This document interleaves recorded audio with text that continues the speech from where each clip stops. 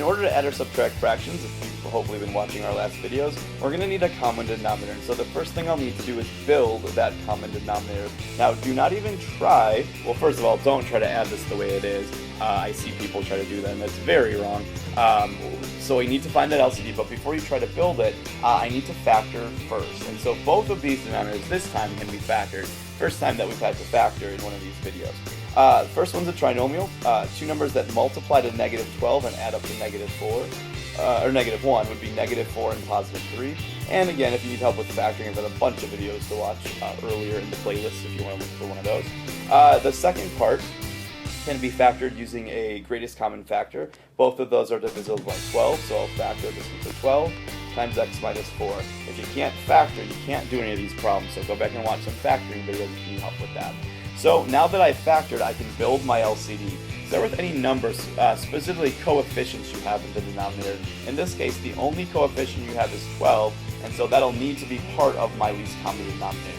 Also, I'm going to need to take any variables I see, or variable chunks, I call them in parentheses. So there's an x minus 4, I'll need that. Now even though there's two of them, I only need the higher power. They're both to the first power, so I just need to take it to the first power. I also see an x plus 3 though, so I'll need that piece as well. So those are the three pieces. I need every denominator to be that perfect bicycle we've talked about building. So I need to turn all of my denominators into that denominator. So let's go ahead and take a look and see what we need, what pieces we need. So my first fraction has the x minus 4 piece. Some people like to do this as a checklist. So I've got x minus 4, check it off.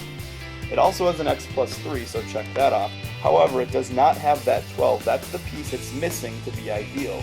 So let's multiply not only the bottom by 12, but also the top by 12 as well. The reason that's allowed is because 12 over 12 is really just a 1, and that doesn't change anything when you multiply by a 1.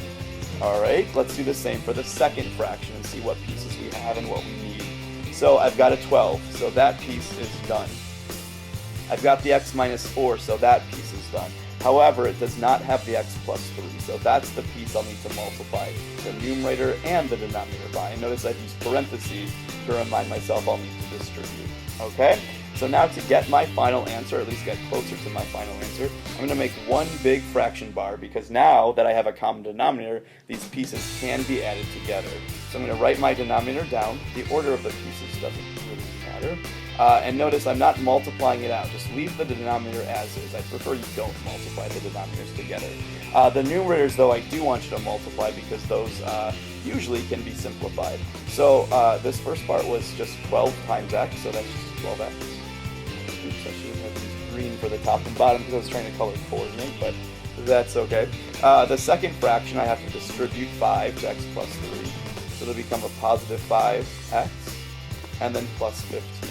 Now the only thing left to do is just do some simplifying. So in the numerator, let's go ahead and combine some like terms. 12x plus 5x gets me 17x plus 15. And again, don't just do that. I see a lot of people do that and then forget their denominator. That common denominator is still down there. It hasn't vanished. So 12 times x minus 4 times x plus 3. The only thing left to try to do would be to refactor the numerator and see if you can cancel out any common factors after that. In this case, 17x plus 15 cannot be factored, so there is my answer with those two fractions added together.